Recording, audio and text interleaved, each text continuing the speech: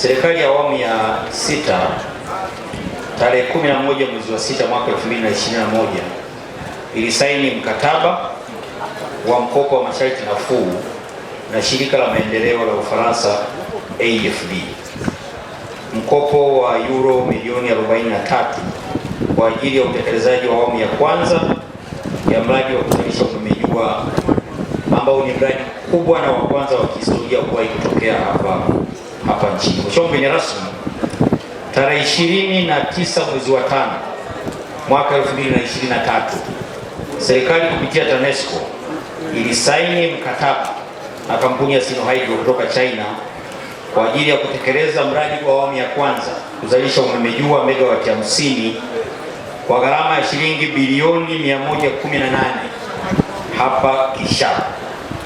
Mheshimiwa mgeni rasmi, kwa sababu kadhaa ikiwemo wananchi wanaotakiwa kupisha eneo la mradi kufidiwa, mkandarasi aliingia kazini tarehe 8 mwezi wa 12 mwaka 2023 kwa muda wa miezi 17 na muda wa uangalizi wa miezi 24. Mheshimiwa mgeni rasmi, hadi kufikia sasa mradi wa awamu ya kwanza umekamilika kwa asilimia 96.7 na tangu mwezi wa pili mwaka huu tayari umeme unazalishwa na umeanza rasmi kuingizwa kwenye gridi ya taifa. Mheshimiwa mgeni rasmi, bado kazi chache za miundombinu wezeshi ikiwemo kumalizia barabara kwenye eneo la mradi, kujenga mfumo wa kudhibiti maji safi na salama, pamoja na mfumo wa vifaa vya kuzimia moto ambavyo mkandarasi uko kwenye hatua za mwisho kabisa za kumalizia kazi hizo.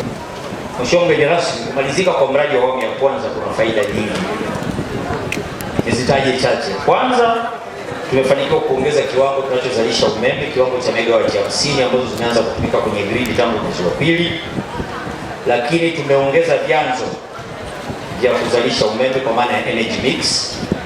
Lakini umeme jua ni nafuu lakini ni rafiki kwenye hifadhi ya mazingira. Lakini Mheshimiwa mgeni rasmi, pia tuko katika hatua za kutekeleza maelezo ya serikali ya kufikia megawati 8,000 mwaka 2030.